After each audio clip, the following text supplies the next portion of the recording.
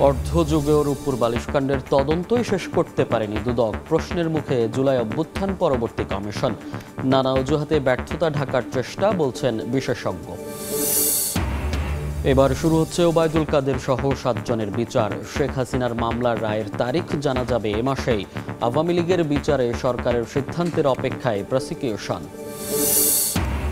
ডিসেম্বরে জামায়াতের আমির নির্বাচন, সম্ভাব্য প্যানেল নিয়ে আলোচনা। সংসদ নির্বাচনে দলকে ভালো অবস্থানে নেয়ায় নতুন নেতৃত্বের জন্য চ্যালেঞ্জ। পরপারে পাড়ি জমালেন ভাষা সৈনিক আহমদ রফিক। মরদেহ বারডেম হাসপাতালে। আগামীকাল সর্বস্তরের শ্রদ্ধা নিবেদনের জন্য রাখা হবে কেন্দ্রীয় শহীদ মিনারে। এবং ত্রাণবাহী নৌবহর ফ্লোটিলার প্রায় সবগুলো জাহাজই আটকে দিল ইসরায়েল। আটক 2 শতাধিক অধিকার কর্মী কারাগারে। প্রতিবাদে দেশে দেশে বিক্ষোভ, বাংলাদেশের তীব্র নিন্দা।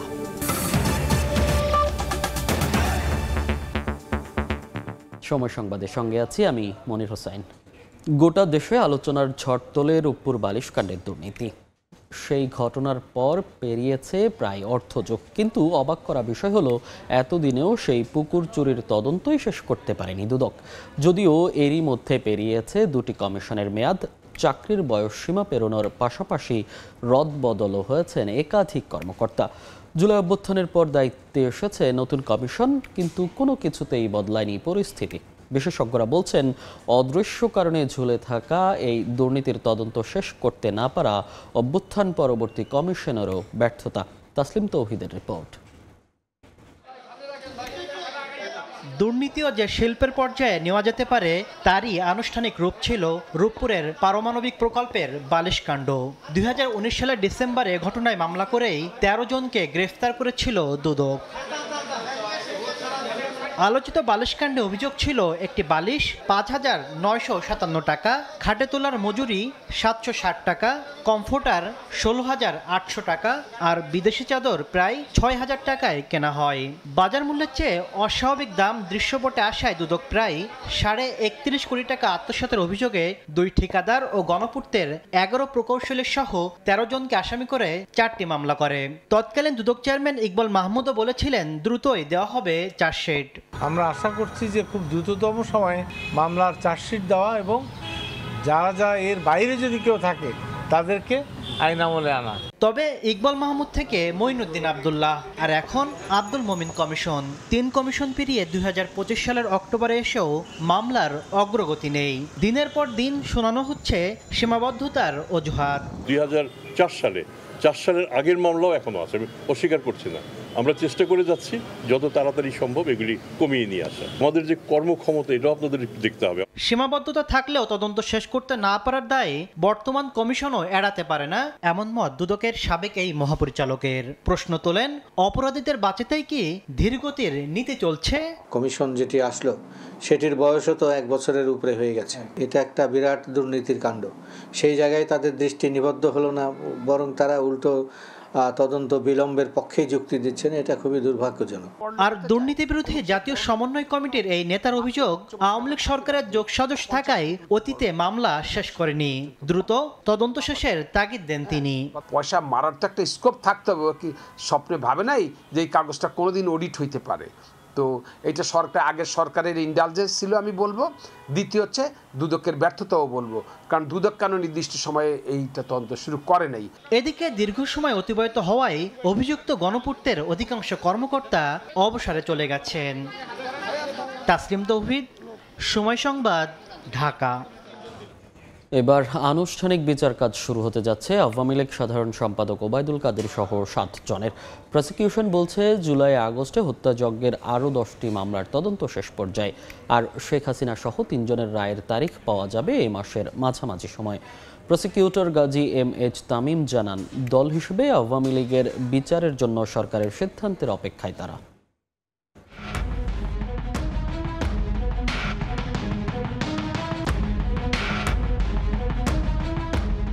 জুলাই আগস্টের হত্যাযজ্ঞের মামলায় সাবেক প্রধানমন্ত্রী শেখ হাসিনা, আসাদুজ্জামান খান কামাল, চৌধুরী আব্দুল আল মামুন সহ 63 জনের বিচার চলছে আন্তর্জাতিক অপরাধ ট্রাইব্যুনালে।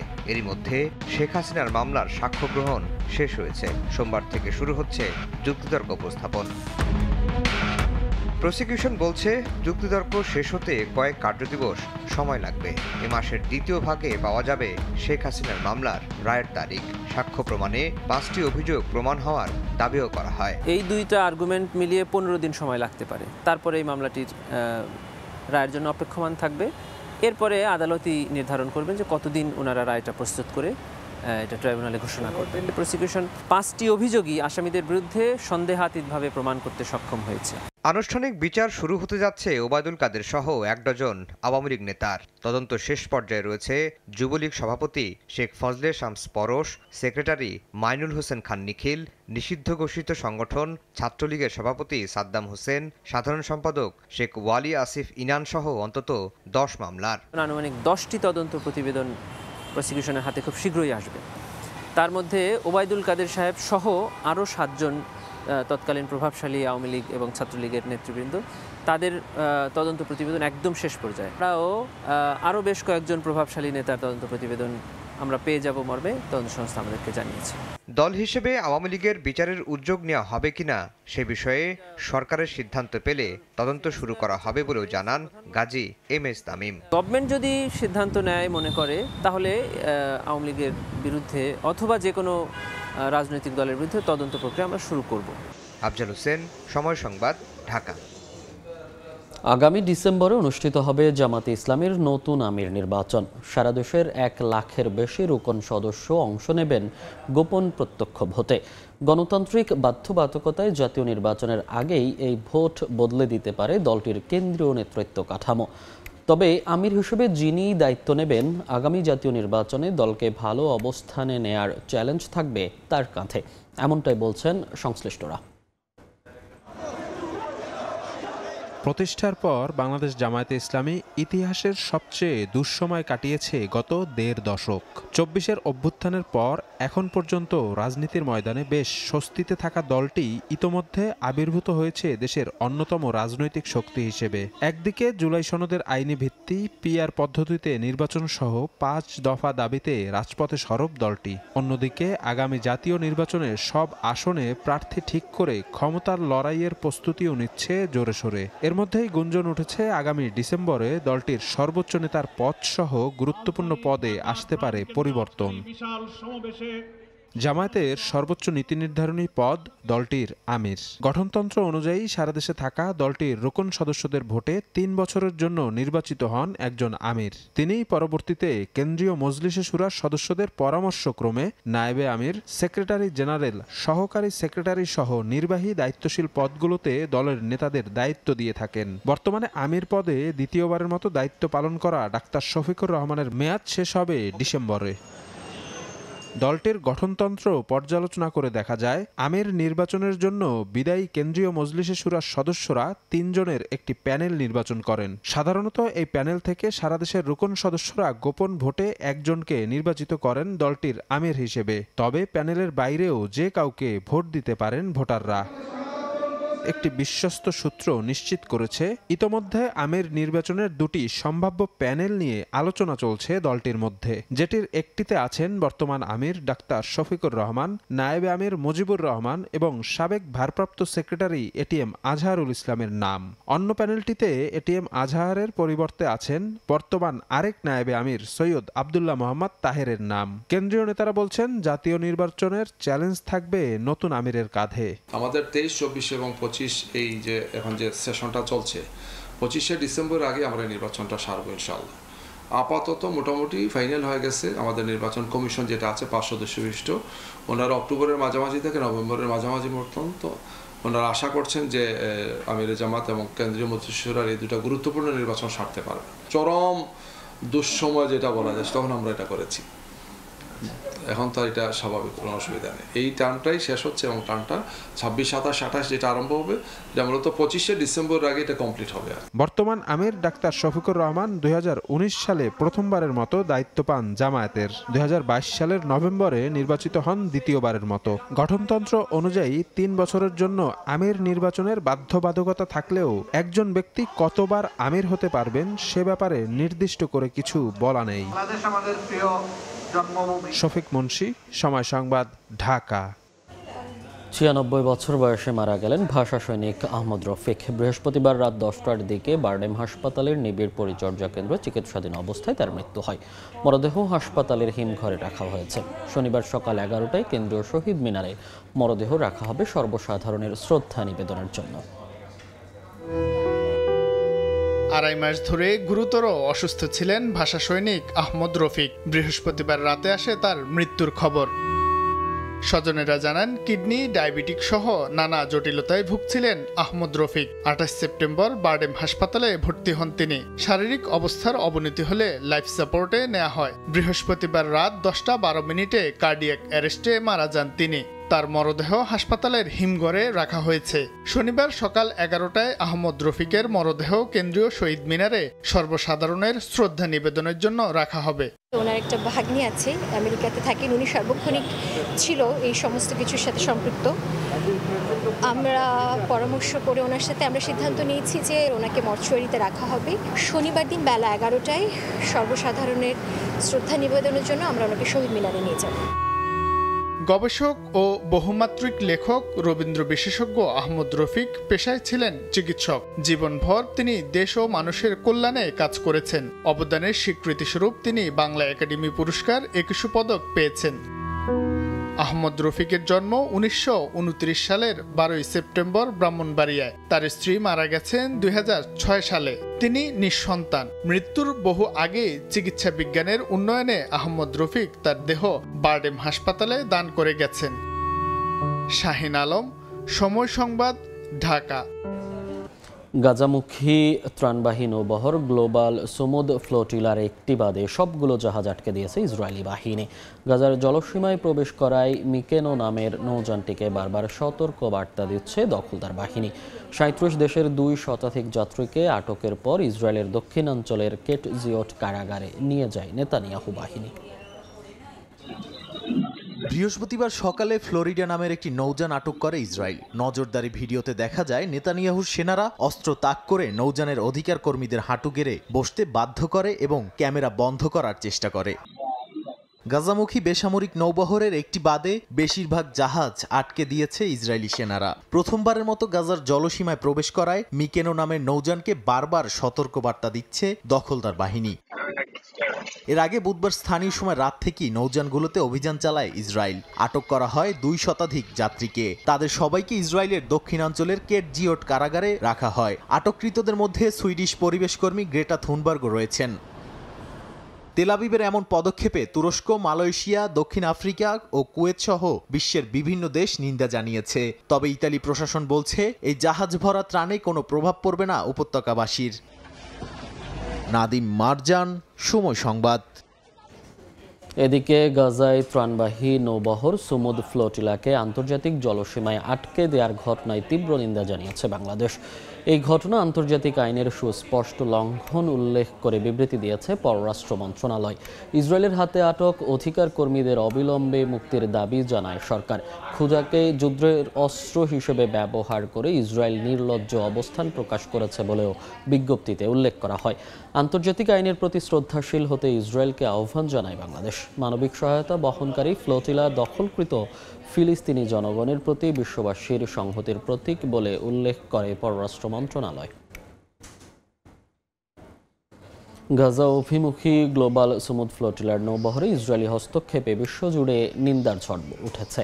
বৃহস্পতিবার স্পেনের রাজধানী মাদ্রিদে ব্যাপক বিক্ষোভ হয়েছে। নৌযান থেকে অনেককে আটকের ঘটনায় ইসরায়েলি কূটনীতিককে তলব করেছে স্পেন সরকার। আর্জেন্টিনায় ইসরায়েলি দূতাবাস ঘেরাও করে আটককৃতদের মুক্তির দাবি জানান বাসিন্দারা। এছাড়া বিক্ষোভ হয়েছে তুরস্ক, মালয়েশিয়া, ইতালি, গ্রিস সহ বিভিন্ন দেশে।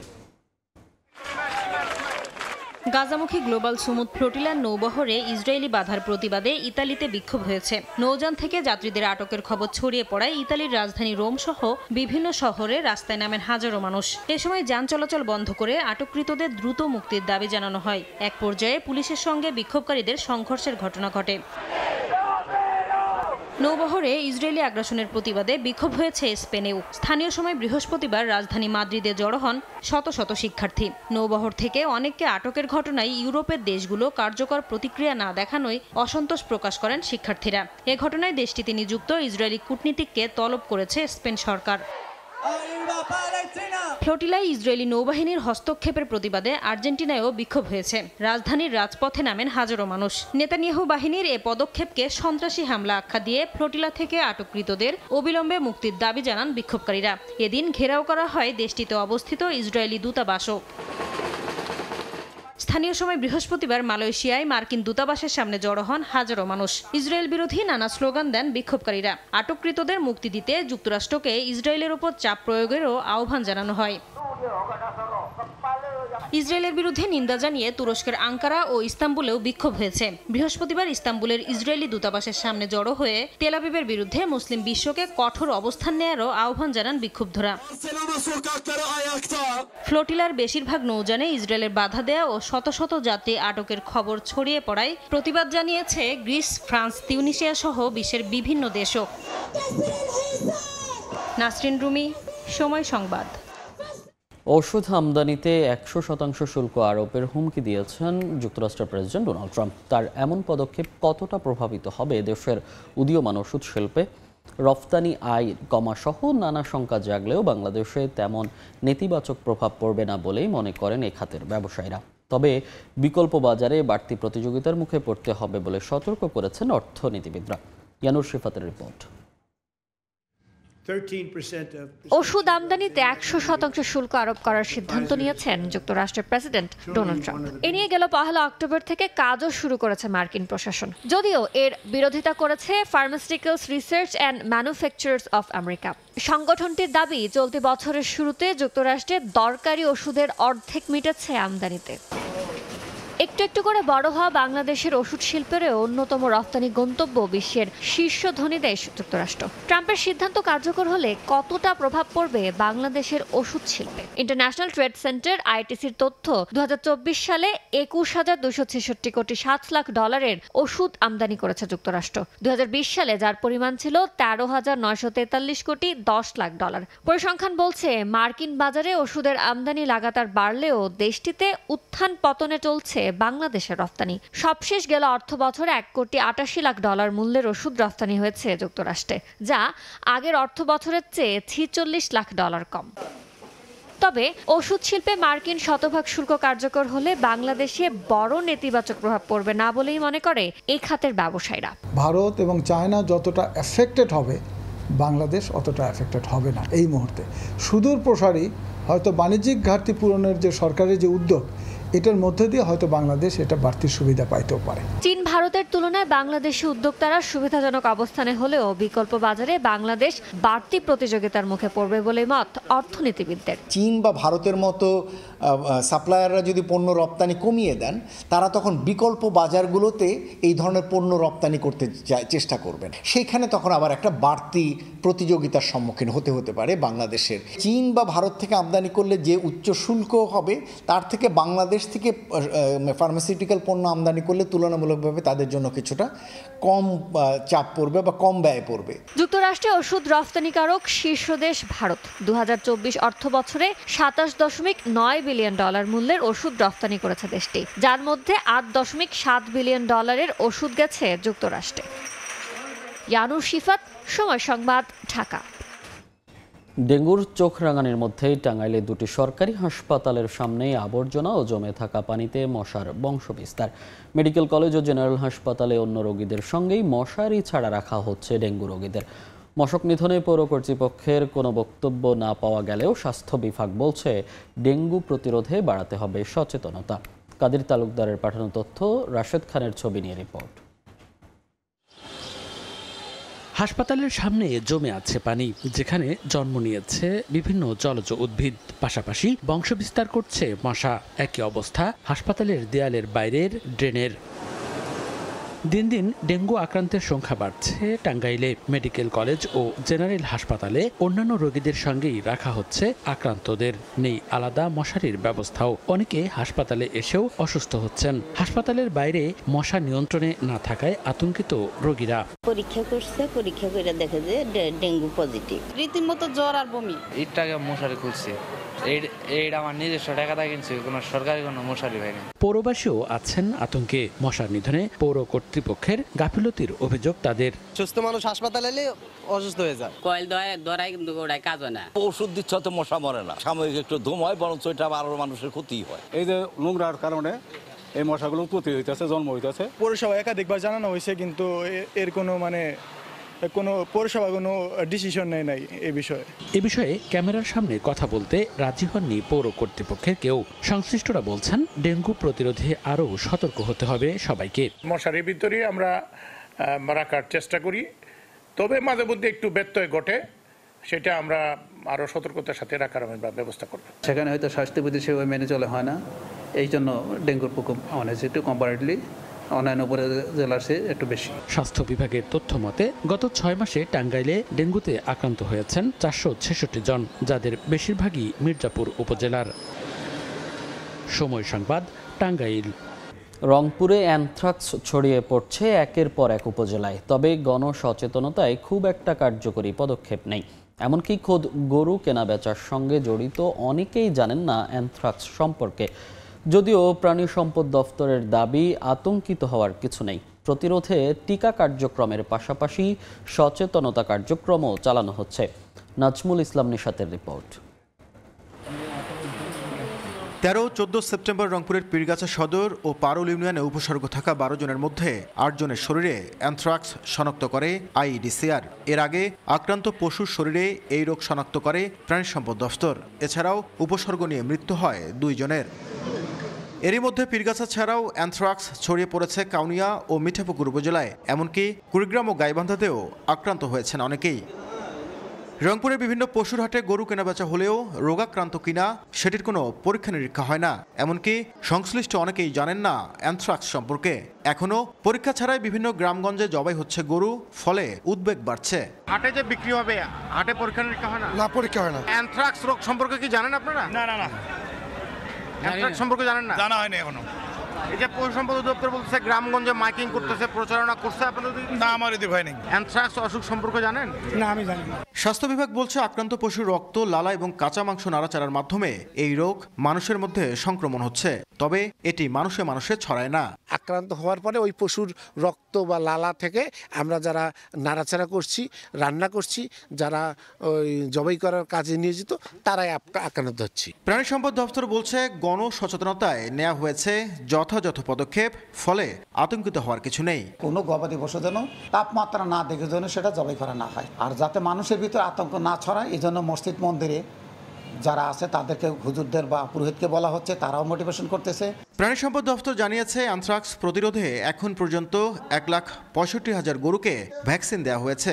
এছাড়াও ছাগল ও ভেড়াকে পিপিআর দেওয়া হচ্ছে। নাজমুল ইসলাম নিশাত, সময় সংবাদ, রংপুর। আগামী 24 ঘন্টায় ঢাকা, রংপুর, রাজশাহী, ময়মনসিংহ, খুলনা ও বরিশাল অঞ্চলে মাঝারি থেকে অতি ভারী বৃষ্টির পূর্বাভাস দিল আবহাওয়া অধিদপ্তর। দেশের 4 সমুদ্র বন্দরে 3 নম্বর সতর্ক সংকেত দেখিয়ে যেতে বলা হয়েছে।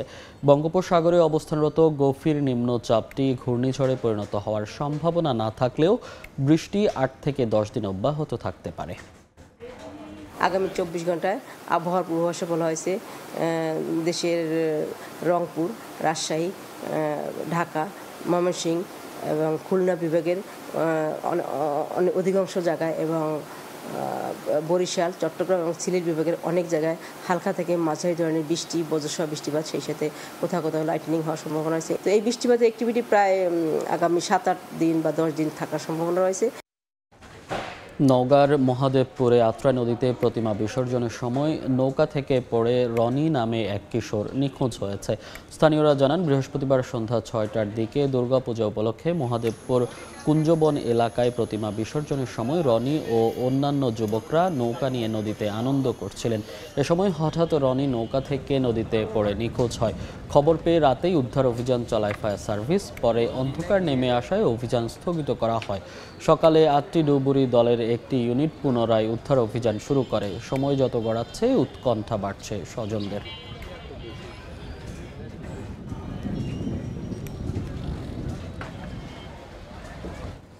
কক্সবাজারের বাঁকখালী নদীর তীরে গড়ে ওঠা অবৈধ স্থাপনা উচ্ছেদে অভিযান চালাচ্ছে বিআইডব্লিউটিএ ও জেলা প্রশাসন। বাড়ানো হয়েছে আইন শৃঙ্খলা বাহিনীর সদস্য। এই মুহূর্তে বাঁকখালী নদীর ৬ নম্বর ঘাট এলাকায় আছেন রিপোর্টার সুজাউদ্দিন রুবেল। সরাসরি যাচ্ছি তার কাছে। রুবেল, কক্সবাজারের যে প্রধান নদী বাঁকখালী, সেই বাঁকখালী নদীতে গত 1 সেপ্টেম্বর থেকে 5 দিন যে পরিকল্পনা করা হয়েছিল উচ্ছেদ অভিযান, সেই উচ্ছেদ অভিযানের 3 দিন কক্সবাজারে প্রায় 70 একর বাঁকখালী নদীর যে জমি, সেই জমি উদ্ধার করা হয়েছিল। সেই উদ্ধারের পরের প্রেক্ষাপটে কিন্তু উচ্ছেদ অভিযান চালাতে গিয়ে নানা ধরনের জনতার বাধা বিপত্তির কারণে সেটি আর হয়নি। তবে আবার শুরু হয়েছে উচ্ছেদ কার্যক্রম। আজকের প্রথম দিকে আমরা যেটি লক্ষ্য করছি, বাঁকখালী নদীর যে 70 একর জমি উদ্ধার করা হয়েছিল, সে জমির উপর আবার পুনরায় বেশ কিছু স্থাপনা নির্মিত হয়েছে। সেখানে আবার বসবাস শুরু করেছে এখানকার মানুষজন। তো সেই ক্ষেত্রে এখন পর্যন্ত আমরা লক্ষ্য করছি সেনাবাহিনী, BIWTA থেকে শুরু করে পুলিশ, সবাই আইনশৃঙ্খলা বাহিনীর সবাই একযোগে এখানে বাঁকখালী নদীর তীরে এসেছেন এবং যে জায়গায় আবার পুনরায় স্থাপনা তৈরি হয়েছে, সেই স্থাপনায় প্রথম দিকে আমরা লক্ষ্য করছি মাইকিং করছে BIWTA, মাইকিং করে তাদেরকে সরে যাওয়ার জন্য বলা হচ্ছে। তবে কিছুক্ষণের মধ্যে আবারও যে তাদের এক্সকাভেটর কিংবা বুলডোজার দিয়ে আবারও এখানে উচ্ছেদ কার্যক্রম শুরু হবে সেটি বলা হচ্ছে। তবে আজকে যেহেতু যেখানে স্থাপনা তৈরি হয়েছে সেখানে সেগুলো সরিয়ে দেওয়ার পাশাপাশি পরবর্তীতে আগামীকাল থেকে এই উচ্ছেদ কার্যক্রম আরও বড় পরিসরে হবে সেটি বলা হচ্ছে। যেটি বলা হচ্ছে শুধু বাঁকখালী নদীর যে কস্তুরাঘাট অংশে নয়, অন্যান্য যে অংশ মাঝিরঘাট, নুনিয়ারছড়া কিংবা যে অন্যান্য যে 6 নম্বর ঘাট, এইসব জায়গায় উচ্ছেদ কার্যক্রম জোরদার করা হবে সেটি বলা হচ্ছে। আমরা লক্ষ্য করছি এখানে বিপুল সংখ্যক পুলিশ মোতায়েন করা হয়েছে, পাশাপাশি সেনাবাহিনী মোতায়েন করা হয়েছে। এখানে স্থানীয় লোকজন যারা আছে তারা বলছেন, যারা পুনরায় স্থাপনা তৈরি করছেন তারা বলছেন তারা দীর্ঘ সময় ধরে এখানে অবস্থান করছেন। এখানে তারা সরকারের যে বিদ্যুৎ বিল থেকে শুরু করে হোল্ডিং ট্যাক্স, পৌরসভার সব কিছু তারা দিয়েছেন। দেওয়ার পরও কিন্তু তাদেরকে উচ্ছেদ করা হচ্ছে, সেটির কোনো তারা উপায় খুঁজে পাচ্ছেন না। আমরা লক্ষ্য করছি এই যে উচ্ছেদ কার্যক্রমকে যাতে স্বাভাবিকভাবে করা যায় সেজন্য আইনশৃঙ্খলা বাহিনীর অবস্থান এবং সব পরিসরে আসলে যাতে দ্রুত সময়ে সরানো যায় সেই ব্যবস্থা নেওয়া আছে। তো এই ছিল আমার কাছে সবশেষ। সরাসরি যুক্ত ছিলাম কক্সবাজার থেকে। মাদারীপুরে পরিবেশের উন্নয়ন ও বন্যপ্রাণী সংরক্ষণের জন্য 5 বছর আগে 40 কোটি টাকা ব্যয়ে আধুনিক ইকো পার্ক নির্মাণের কাজ শুরু করে সামাজিক বন বিভাগ। কয়েক দফা বাড়িয়ে প্রকল্পের মেয়াদ শেষ হয় 3 মাস আগে, কিন্তু জমি অধিগ্রহণের ক্ষতিপূরণের অর্থ না পাওয়ায় কাজ বন্ধ করে দেয় ক্ষতিগ্রস্ত পরিবার। বাধার মুখে ভয়ে চলে গেছে ঠিকাদারি প্রতিষ্ঠানও। এ ব্যাপারে কার্যকর ব্যবস্থা নেওয়ার কথা জানিয়েছে উপজেলা প্রশাসন। সঞ্জয় কর্মকার অভিজিতের রিপোর্ট, ছবি তুলেছেন শাহাদাত আকন। জেলাবাসীর বিনোদনের খোরাক জোগাতে আর 2500 বানরকে খাঁচায় বন্দি করতে মাদারীপুরে নির্মাণ শুরু হয় আধুনিক ইকো পার্ক। কিন্তু প্রকল্পের মেয়াদ শেষ হলেও সম্পন্ন হয়নি নির্মাণ কাজ। সদর উপজেলার কুমড়াখালী মৌজার কুমার নদের পারে নয়াচর এলাকায় ইকো পার্ক নির্মাণের উদ্যোগ নেয় সামাজিক বন বিভাগ। প্রথম পর্যায়ে 31 কোটি 84 লাখ টাকার অনুমোদন পেলেও পরে তার সংশোধনে বেড়ে দাঁড়ায় 36 কোটি 80 লাখ টাকায়। 2020 সালে শুরু হওয়া নির্মাণ কাজ 2025 সালের জুনে শেষ হওয়ার কথা ছিল, কিন্তু তার আগেই প্রকল্পের কাজ বন্ধ করে দেয় এলাকাবাসী। স্থানীয়রা জানান, জমি অধিগ্রহণের ক্ষতিপূরণের অর্থ না দিলে আর করতে দেয়া হবে না এই প্রকল্পের কাজ। বাধার মুখে চলে গেছে ঠিকাদারি প্রতিষ্ঠানও। জমি কিন্তু টাকা দেয় না, এরা টাকা ছাড়াই পার্কের মধ্যে কাজ শুরু করে দিচ্ছে। আমরা 1.5 গুণে রাজি আছি, আমরা এখনো 1.5 গুণে রাজি। ডিসি বদলিয়ে যায়, এইভাবে 10টা বছর 11 বছর চলিয়ে গেছে। আমরা আমাদের প্রাপ্য যেটা এটা চাই। এমন পরিস্থিতিতে অনেকটাই অসহায় সামাজিক বন বিভাগের কর্মকর্তা। অবশ্য ঊর্ধ্বতন কর্তৃপক্ষকে জানিয়ে দ্রুত সমস্যা সমাধানের আশ্বাস উপজেলা প্রশাসনের। সরকার উচ্চ পর্যায়ে একটা কমিটি হয়েছে, মন্ত্রণালয় পর্যায়ে কমিটি এখানে সরেজমিনে আসবেন। তারা তদন্ত সাপেক্ষে তারা যেভাবে সিদ্ধান্ত নেবেন সেই মোতাবেক কাজ শুরু হবে। আমি ঊর্ধ্বতন কর্তৃপক্ষকে জানাবো যে এই জিনিসটা যাতে বন্ধ না থাকে এবং এটার কাজটা যাতে ত্বরান্বিত হয়। ক্ষতিগ্রস্ত 24টি পরিবারকে ক্ষতিপূরণ দিতে জেলা প্রশাসনের ভূমি অধিগ্রহণ শাখায় 3.5 কোটি টাকা জমা দিয়েছে সামাজিক বন বিভাগ। কাগজপত্র যাচাই বাছাই শেষে এই অর্থ প্রদান করার কথা জানিয়েছে প্রশাসন। ইকো পার্কের নির্মাণ কাজ শেষে চালু হলে একদিকে বাড়বে জেলার পরিচিতি, অন্যদিকে বেকারদের হবে কর্মসংস্থান। তাই সব জটিলতা কাটিয়ে এটি দ্রুত চালুর দাবি জানিয়েছেন এলাকাবাসী ও বিনোদন প্রেমীরা। সঞ্জয় কর্মকার, অভিজিৎ, সময় সংবাদ, মাদারীপুর।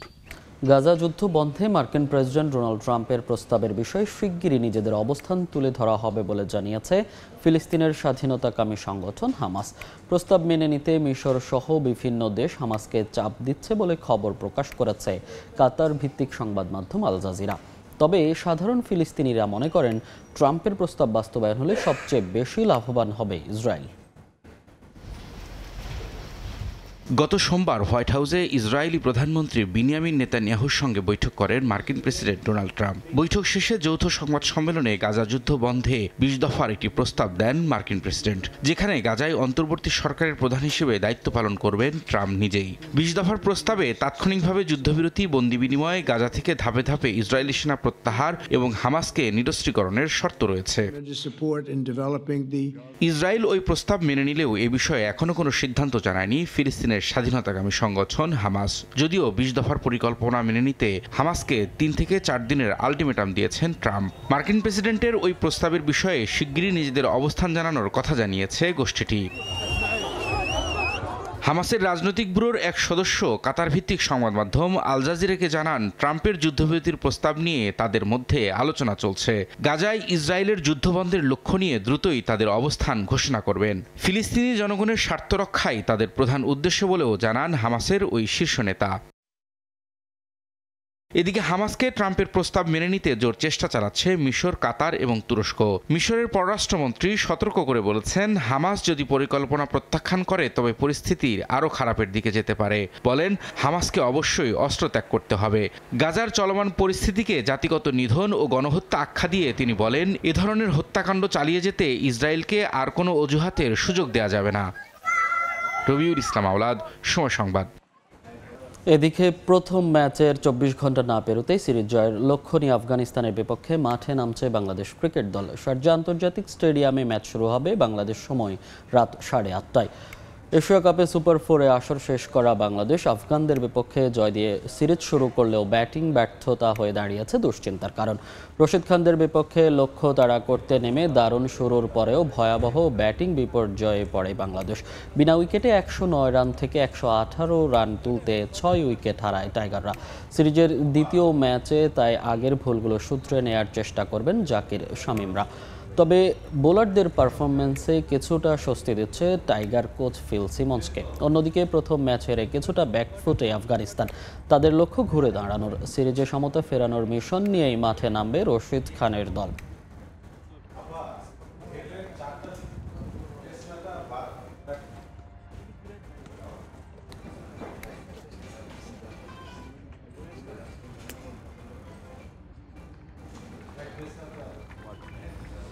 সময় সংবাদের শীর্ষ সংবাদগুলো জানিয়ে দিচ্ছি আরও একবার।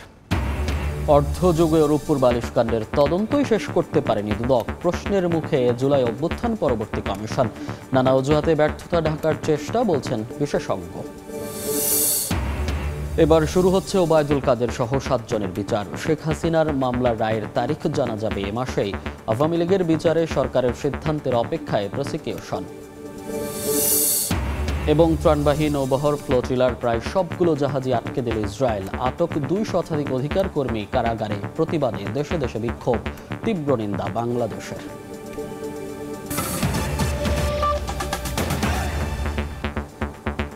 এই ছিল সময় সংবাদে। এরপর এই সময়ের বাণিজ্যের সঙ্গে থাকবেন সহকর্মী আমিরুল ইসলাম আলিফ।